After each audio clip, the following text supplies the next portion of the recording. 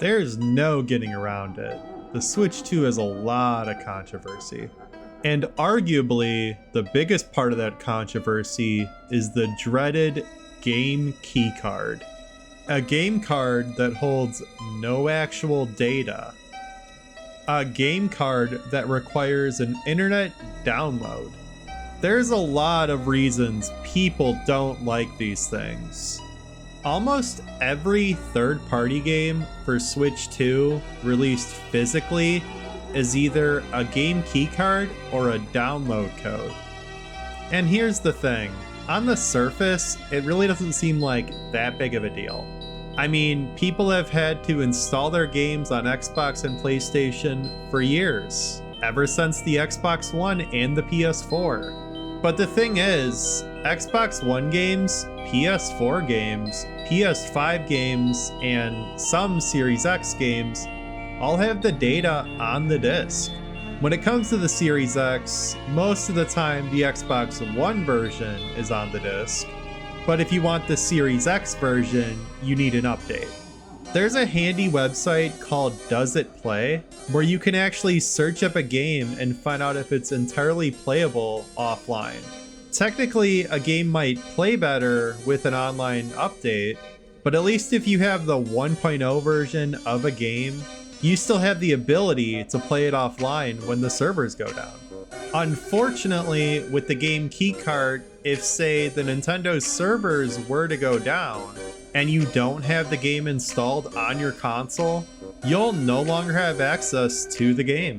That's also the case if your console gets banned, or if you buy the game digitally and the servers go down. The only real advantages to buying a game keycard are that you can gift it to someone, you can loan it out or sell it, and you also have a physical case to put on a shelf for the collector. 9 times out of 10, you can also usually find a physical game much cheaper than a digital game. And this would include game keycards. Supposedly, someone on Reddit found Yakuza 0 for the Switch 2 at a Walmart for only $2. Which, even if I'm not a big fan of game keycards myself, I would probably pick it up for $2. Yakuza 0 is awesome, and the only wrong way to play the game is to not play it at all. But if you have one of the other consoles, or even a PC, pick it up there instead.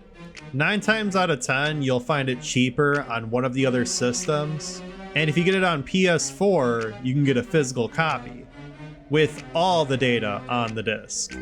The only thing you'd actually be missing out on are the extra cutscenes, which you can find on YouTube, and the English dub, which it's really cool to have the option, even though real Yakuza fans play it with English subtitles.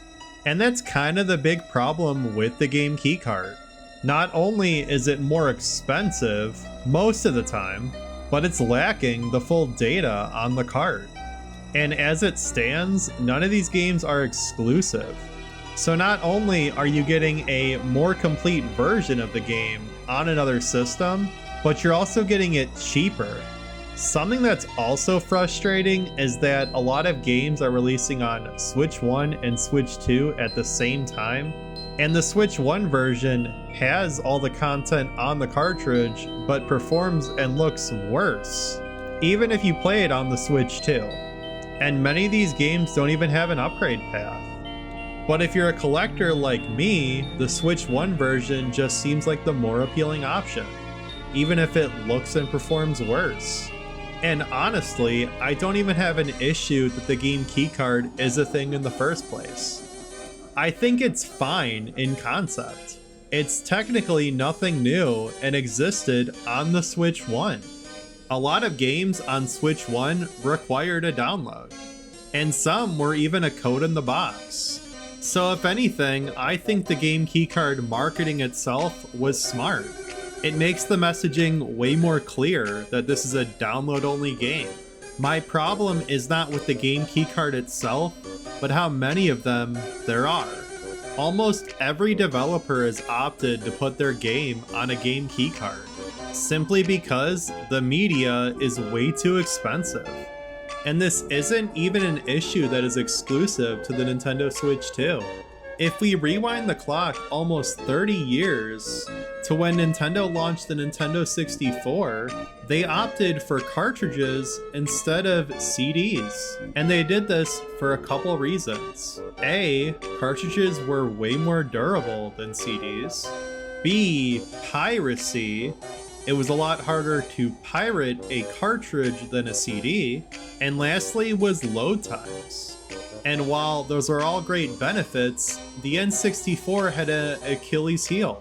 Not only were cartridges way more expensive to produce than CDs, they also held way less data.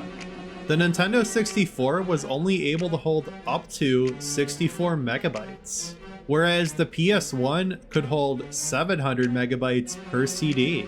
And because Nintendo opted for cartridges instead of CDs, it hurt their relations with third parties. Notably, Final Fantasy VII skipped the Nintendo 64 even though it was originally planned for the system. This was something they really didn't recover from until the Nintendo Switch 1, where the console was just doing so well, you would have been stupid not to put your game on the system.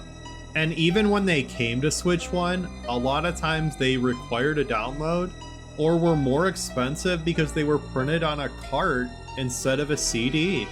Typically, games on Switch were $10 or even $20 more than the other consoles. And that was simply because Nintendo had to do cartridges because the console could be taken on the go. And that brings us to the Switch 2, where it just doesn't make sense for a developer to put their game on a cartridge. It's too expensive.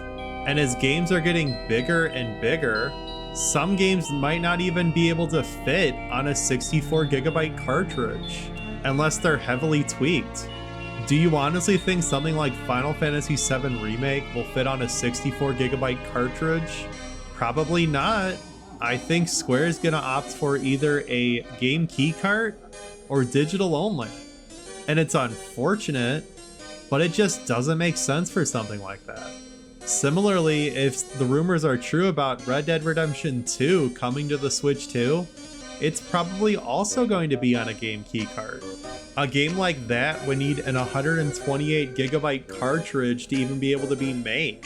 And I don't think most people want to pay $80 or $90 for a 7-year-old game at this point. The fact is, we as gamers are very cheap. And even though I don't think any of us like the game keycard, it does offer a cheaper alternative.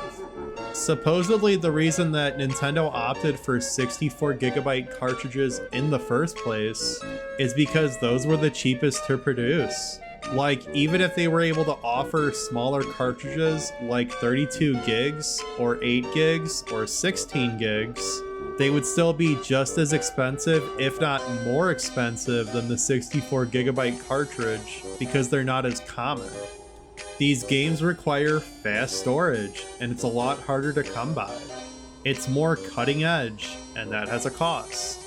And as someone that's a huge physical collector, that sucks. I have over 1,000 games. My parents call my game room a mini GameStop. So preservation is something that's very important to me. And honestly, I have little interest in the game keycard. Unless it's a title that's exclusive, I'm really not interested.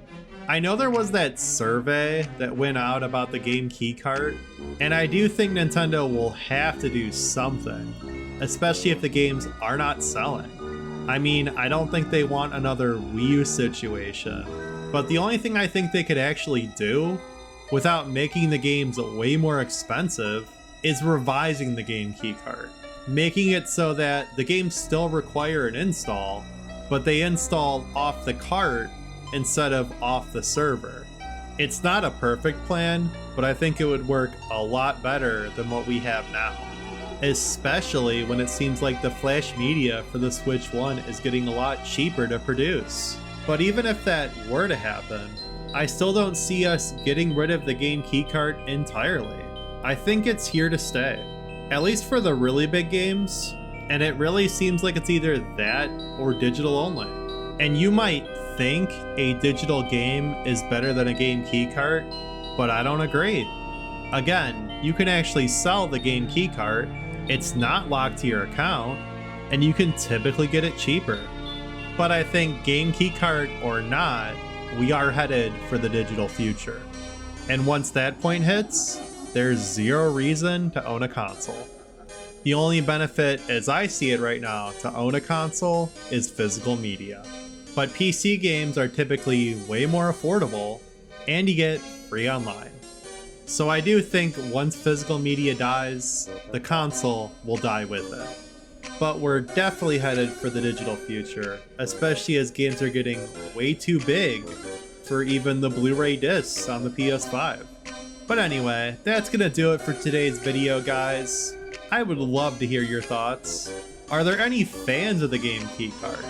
Are you like me and understand why it exists, even if you don't like it? Have you been all digital all the way? Leave your thoughts in the comments below, I would love to hear them. Thanks for checking out the video, and if you liked it, go ahead and subscribe, it would really help out. Thanks guys, bye!